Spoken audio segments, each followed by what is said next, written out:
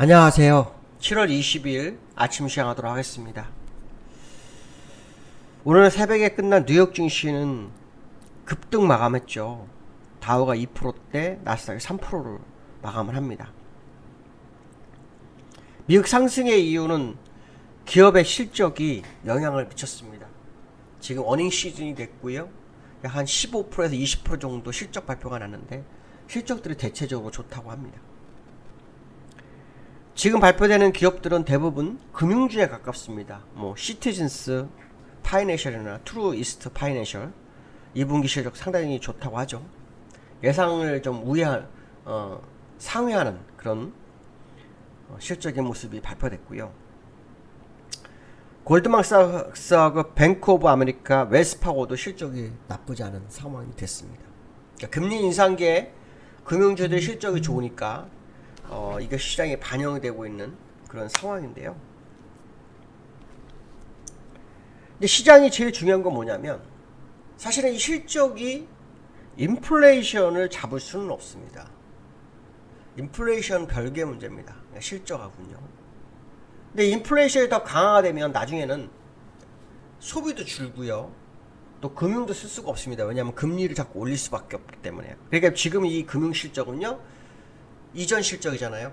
지금은 7월이니까 그렇죠? 이전 3개월 동안 실적이었습니다. 그러니까 실제로 금리 인상분이 반영되는 시점이 아직 다 되지 않은 거죠.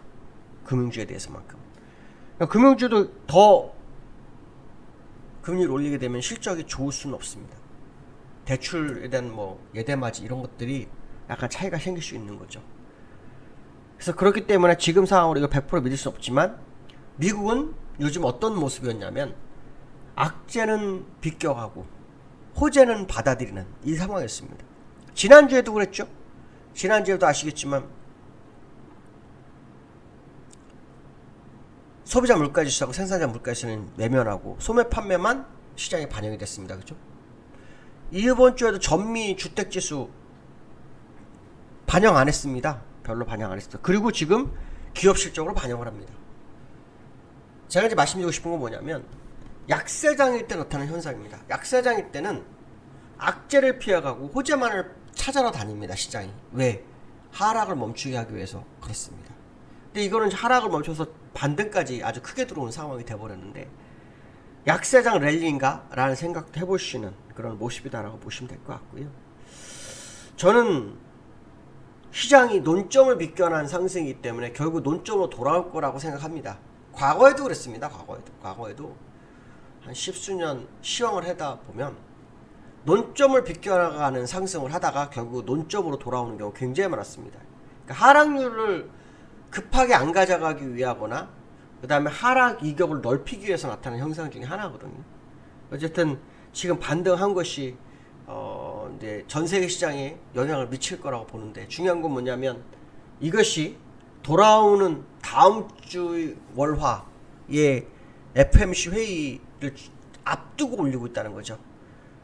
금리 인상 전에 최대한 올리기 위한 시장의 전략이 구사되고 있는 거 아닐까? 그런 생각도 해봐야 됩니다. 물론 이번 금리 인상이 울트라 스텝이 아니라 자이언트 스텝이라고 하죠.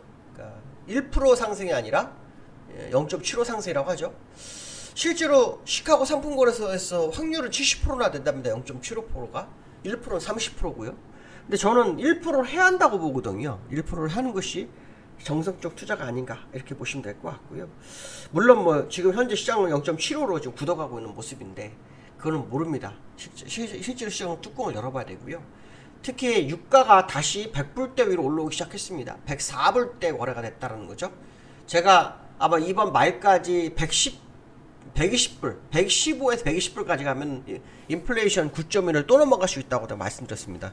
말씀드린 적이 있는데 그건 왜냐하면 다른 지표, 인플레이션 산정하는 다른 지표도 계속 확장세가 있기 때문에 그렇습니다. 그러니까 유가가 더 올라오면은 안 되는 거죠. 더 올라오게 된다면 조금 문제가 생길 수 있는 건 사실이다 이렇게 보시면 될 것 같고요.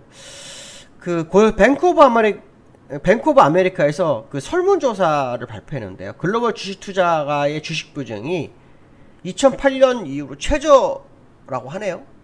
그러니까 지금 투자 가치가 있다 이 얘기를 하고 싶은 것 같은데 이건 당연한 거라고 봅니다. 왜냐면 유동성이 회수되고 있잖아요. 유동성이 회수되고 그게 금리가 올라가면서 유동성이 회수되고 있잖아요. 그러면 빌려서 한 투자들은 돈을 갚아야 되죠. 돈을 뺄 수밖에 없는 겁니다. 그러니까 당연히 줄어들 수밖에 없어요. 더 많이 비중이 줄어들 겁니다. 예, 그러니까 이걸 가지고 시장을 방향성을 보는 것은 좀 아니지 않느냐 이런 생각 드는데 어쨌든 미국 시장은 논점을 비껴나가는 시장의 흐름이 계속 나오고 있는 것은 사실이다. 이 말씀 좀 드리고 싶고요. 다우지수가 2.4%, 나스닥 3.1% 올랐습니다. 차트를 좀 보시면 60일선까지 올라왔네요. 60일선까지 올라왔습니다.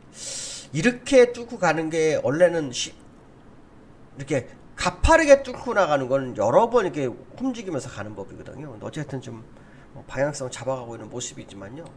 저는 월봉을 믿습니다. 아직은 월봉을 믿습니다. 여기에 분산이라고 판단하고 있고 지금 너무 안 내려가고 있는 과정 정도로 해석하시면 됩니다. 그래서 좀 더 시간을 두고 한번 지켜볼 필요성이 있습니다. 다음 주에 금리 인상도 뭐 예정됐으니까 호재가 될까요? 그것도 한번 보시면 알겠죠. 그 다음에 나스닥도 한번 보겠습니다. 나스닥을 보시면 나스닥도 역시 기술적으로는 60일선까지 왔죠. 근데 딱 보시면 지금 요 고점입니다. 예, 요 얼마 전에 고점까지밖에 못 올라온 거예요. 추세를 돌파한 건 아니라는 거죠. 다우도 마찬가지입니다. 요 얼마 전 고점입니다. 예, 거기까지 온 겁니다. 우리나라도 여기는 왔습니다. 코스피도 이거는 제가 알기로 왔습니다. 코스피도 우리나라는 예, 얼마 전 고점이죠. 거의 다 왔죠. 요거 조금 더 남아 있습니다. 2423 정도까지는 보이는데 글쎄요. 한 번 더 지켜봐야 되겠습니다. 근데 지금 코스피하고 다우는요 일목균형표가 다릅니다. 코스피하고 다우는 일목균형표가 좀 다른 흐름이라서 한 번 좀 더 시장 상황을 지켜봐야 되겠다. 뭐 이런 말씀드리고 싶고요. 유가 얘기 제가 어저께도 했는데요. 또 다시 얘기해드리겠습니다. 일단 추세선 벗어났죠. 우하향. 그 다음에 지금 20일선 관통 중에 있습니다. 104불. 그럼 이달에는 지난달에는 여기죠. 여기. 그래서 여기 지난 114불 정도 중심이었죠. 근데 이달에는 고점이 113불이었고 지금이 저점이 90불이었으니까 지금 딱 계산하면 100불이거든요. 근데 얘가 만약 120불까지 여기까지 올라와 버리면 어떻게 될까요? 여기까지 올라와 버리면 114불 정도 돼버리 110불에서 114불이 돼버립니다. 그래서 만약에 그렇게 된다 그러면 어떤 상황이 되냐? 인플레이션 소비자 물가에서 다시 고점을 향해서 갈 수 있습니다. 만약에 이렇게 끝나면요 소비자 물가지수가 소폭 하락할 수 있습니다. 다른 지표도 올라오기 때문에 많이 하락은 안 합니다. 소폭 하락하는 게 높습니다. 그러니까 그것도 한번 생각을 해보셔야 되겠죠. 자, 두 번째로는요 옐런이 방문을 했습니다. 한국은행도 가서 이창용 총재도 만나고 그렇죠. 추경호 재경부 장관도 만나고 있죠. 여러 사람을 만나고 있습니다. 그렇죠. 근데 시장에서 제일 중요한 건 뭡니까? 우리는 통화 수합이죠. 앨런 만나서 뭐 러시아 원유 상한제, 원유 가격 상한제 뭐 이런 거 합의 봤다고 뭐 얘기를 하죠. 통화 수합은요? 통화 수합은 얘기는 없습니다. 이건 제가 연준 얘기라고 했죠. 그래서 어저께 뉴스를 보니까 이런 얘기를 하더라고요. 통화 수합에 준하는 뭐 유동성 공급을 뭐 합의를 봤다? 뭐 이런 식의 뉴스가 나오더라고요. 통화 수합이 안 되면 무슨 의미가 있을까? 그러면 예전에 그거하고 똑같잖아요. 국채를 담보로 유동성을 주는 거. 그렇죠? 뭐든지 돈을 빌려줄 때는 그냥 주질 않습니다. 뭔가 담보가 있어야 됩니다. 그걸 아셔야 됩니다. 국채 담보로 해서 달러를 주거나 우리나라 돈을 담보로 해서 그러니까 우리나라 돈을 담보로 해서 그만큼의 달러를 받는 게 통화 수합이잖아요. 그리고 지난번 국채를 담보로 달러를 주는 거죠. 그건 지금 똑같은 거예요. 결국은 국채를 담보로 유동성 뭐 합의를 한 거나 다름없는 건데 물론 이건 그거란 말은 못합니다. 그러나 그 제목이 그겁니다. 그 통화 수합에 준하는 유동성 공급의 합의, 달러 유동성 공급의 합의 뭐 이런 얘기가 나왔었거든요. 근데 그게 달러를 그냥 주진 않습니다. 예. 분명히 담보가 있습니다. 그게 아마 국채 아니겠느냐 개인적으로 그런 생각을 해봅니다. 그럼 결론적으로 말하면 진일보한 상은 아니죠. 예, 진일보한 상은 아닙니다. 그냥 물론 뭐 미 재무부장이 이런 얘기를 했기 때문에 나쁘지 않은 상황으로 시장을 해석할 수 있지만 통화 수합이 체결되지 않았다면 그 전에 있었던 거나 지금에 있던 거나 뭐 큰 차이 없지 않을까? 뭐 이런 생각을 한번 해봅니다. 제가 이제 왜 이런 얘기를 하냐면 오늘 시장이 통화 수합에 대한 부분을 어떻게 받아들이냐를 우리는 봐야 되기 때문에 이 부분은 제 개인적인 생각이지만 시장은 또 다를 수 있잖아요. 그러니까 한번 그거에 대해서 한번 보실 필요성이 있다. 이렇게 말씀드리고 싶고요. 삼성전자가 이번에 믿어도 되나? 이런 얘기가 있습니다. 삼성전자가 참 대단하죠. 어제도 2.9%까지 밀렸다가 순식간에 올라왔습니다. 2.9%까지 갔다. 이게 지금 삼성전자가 지금 차트가 뭐하고 같나요? 다우하고 같지 않나요?